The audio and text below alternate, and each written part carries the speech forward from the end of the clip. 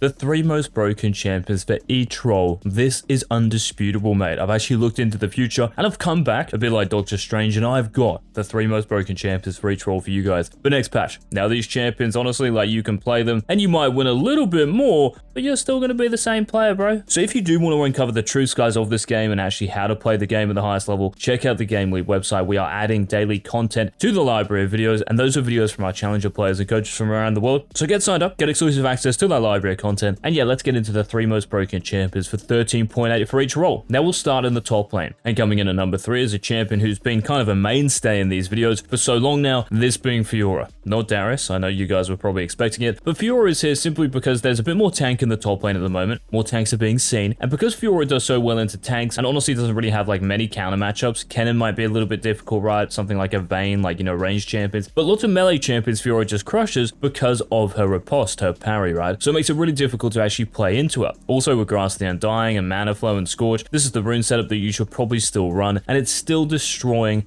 top laners. Fiora is classified as like an S+ tier champion in every single elo, so she's got to be number 3. Now number 2, pretty similar to Fiora, this is Jax. There may have been like kind of nerfs to Jax earlier in the season, but the hockey stick is still proving to be too much of a hockey stick for most top laners. This guy's like the Doug Glad of the top lane, mate. If you guys have seen the movie Goon, massive respect, what a flick that is. But yeah, for Jax with lethal tempo, you can even still go Grasp the Undying, and then when you get what, like Divine Sundra, Blade the Rune King into tanky matchups, you can get Spirit Shojin into some matchups, and Death Dance giving you back ability haste, and that's the same for Fiora as well, and the number 1 top laner we're about to get into, because they kind of just like reverted it, right? So Jax, I don't really think I have to explain too much here. He is number 2. Now number 1, who do you guys think it is? This of course is Riven. Riven is back, guys. Like, this champion, I mean, she's always kind of like hovering around OP because she's got so many skins, and right, I really care about that bank, but it's just true. If you guys look at the stats, if you play against a Riven in the top lane, especially a good one who actually knows how to animation cancel and all that stuff, and if you want to play Riven, we have all the videos to teach you just that. But yeah, she is just really, really strong. Those are just the facts. In every single elo, she has really good win rates, especially in higher elos where people can really get the max juice out of this champion. She's an S+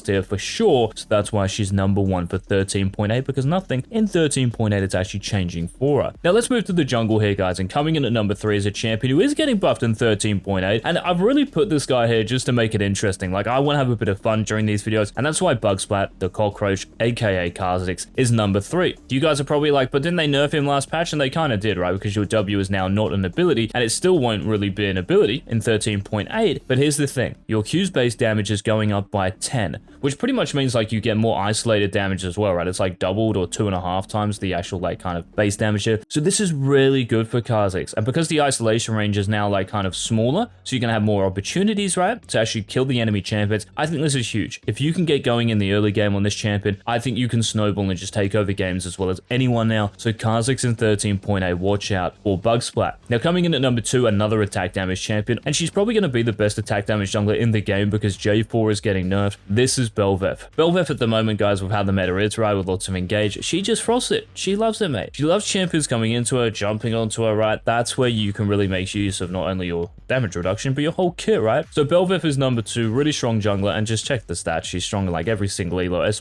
tier for sure. Now number 1, this champion, a bit like Kha'Zix, is also getting buffed in 13.8, but these buffs are just going to make her like pretty much impossible to play against if she isn't already, bro. Like, this champion has 0 counters in the jungle. This is Nidalee. So if you are a Cougar main out there, bro, like if your win rate doesn't go up like 10% because of these buffs, and that's if these buffs go through, like, you're trolling, bro. Like, this is one of those few champions who's just going to be elo inflated. But the question is, can you actually play Nidalee? Can you actually see the jungle the way a challenger jungle sees the jungle? Because that's really what's going to hold you back on this champion. So again, check out the website to know how to do just that. But yeah, for Nidalee, your base armor is going up by 4 from 28 to 32. Your armor growth is also going up, which means as the game progresses, each level you get, you are getting tankier, you are harder to kill, and most junglers you go against will be attack damage base. So it might even be really important if you're playing against a Nidalee to pick an AP jungler, because if she, yeah, with these buffs, right, to her armor, and then she can get Zhonya's Hourglass, impossible to kill, man. Like, just get me out. Nidalee number 1 in the jungle. Now moving to the mid lane here, number 3 is Ahri. Because of the buffs recently, Ahri has actually improved quite a lot. And the reason I really like Ahri is because, like, she's a really good blind pick mid laner. Now, kind of like the 2 hard counters to this champion, well, in pro play anyway, are Azir and Lissandra. So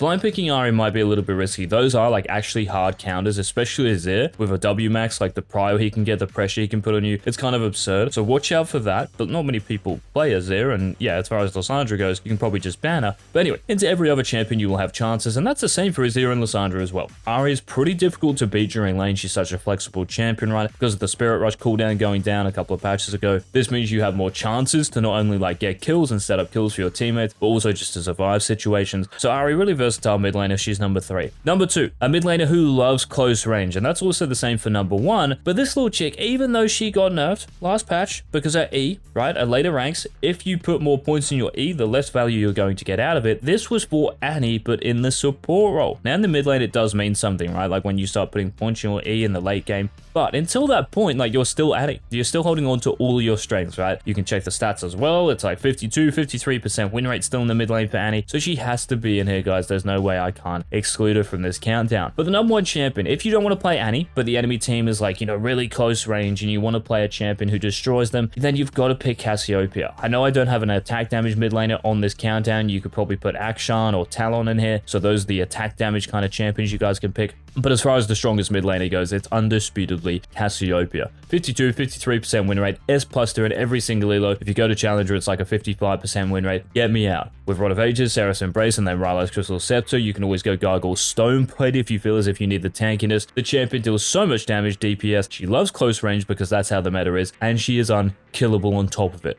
Now moving down to the bot lane here, the 3 best AD carries. And guys, if you are enjoying these countdown videos, let us know by leaving a like down below. Number 3, it is the Feather Queen. This is Xayah. Even though she has been nerfed in recent patches as far as her E goes, right, the damage and the cooldown. Oh my goodness, it's over. No, it's really not. If you guys remember what I just talked about for the mid lane, why is Annie OP? Why is Cassiopeia OP? Come on, what is it?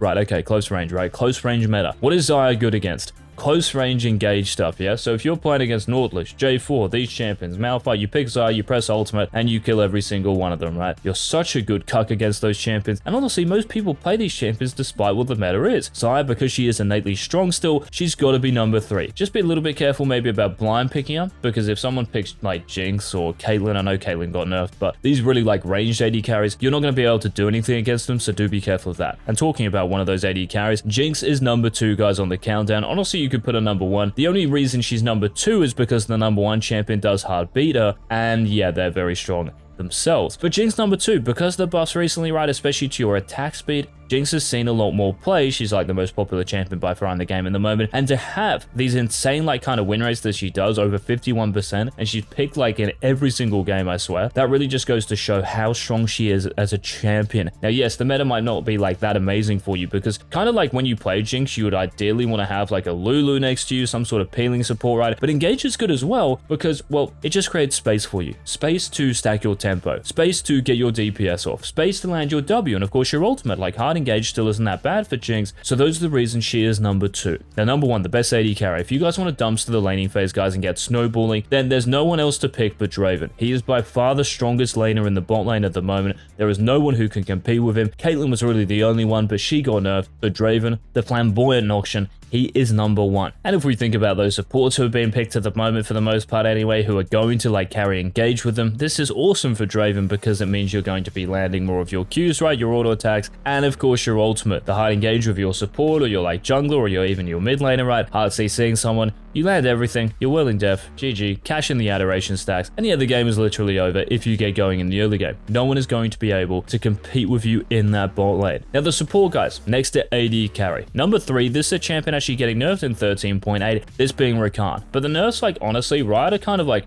well, they're not like giga nerfing people anymore and giga buffing them. Well, I think Nidalee was a giga buff, but for the most part, right, they're kind of like fine tuning them, bringing them down just a little bit, bringing them down just a peg and moving them up a peg. Rakan is one of those champions who's getting touched up just a little bit here. Base armor is down by 2, and your armor growth is going down just a little bit. So you're going to be swisher in the bot lane, of course, because most champions will carry attack damage with them. The enemy supports, though, are probably going to have magic damage. That's just how it works. But still, your armor going down, your armor growth, right, you're going to be more susceptible to dying in the early game and throughout a game as well. Rakan is still going to be an excellent support. He is number 3. Now, number 2, a champion who counters so many supports. I think you guys have to have this champion like in your champ pool if you are a support player. This being Blitzcrank. Blitzcrank. Because if someone picks like, I don't know, Thresh or Lulu or something like this, please just pick the Crank, guys. Like, you just do so well into them. Yes, you might have some counters, so if you're playing against like a Rel or a Leona or a Taric, maybe, right, one of these champions, it's almost like they want to get hooked and you can never actually use your rocket grab. You have to be careful of that. But yeah, if you see one of those immobile bot lanes, man, just pick the Blitz. You're going to be chilling, bro. One rocket grab lands because like last season they buffed your rocket grab's base damage, right? Particular level 1, it's like 100 now. And they also buffed your ultimate's base damage, kind of like they did for Fiddlesticks. And ever since Fiddlesticks has been broken, exactly the same for Blitzcrank, right? Land one rocket grab at level 6 as well. They're going to go boom. Now, the best support guys to pick though in 13.8, and honestly probably right now as well, there are no nerfs to this champion in 13.8, so you're chilling. This is a champion who honestly, like, you probably shouldn't blind pick again. I mean, you can, but it's really risky because she does get countered by a lot of engage, right? But if you can play this champion against enchantresses or against champions who don't really have like any hard engage, like if you think about a Taric, right, who's a melee champion, or maybe a Braum, these champions really struggle to close gaps quickly, unlike a Nautilus or a Pyke or a Blitzcrank. So you have to be kind of like aware, guys, that if you pick center blind, you open yourself up to play against a Mumu, Nautilus, these champions, right? But if you see like a Milio, a Taric, a Braum, a Janna, a Lulu, all of these champions who can't really do anything to you, you outscale every single support in the game at the moment. Because of the burst earlier in season 13, she's got to be here, guys. Check the stats as well. She's S+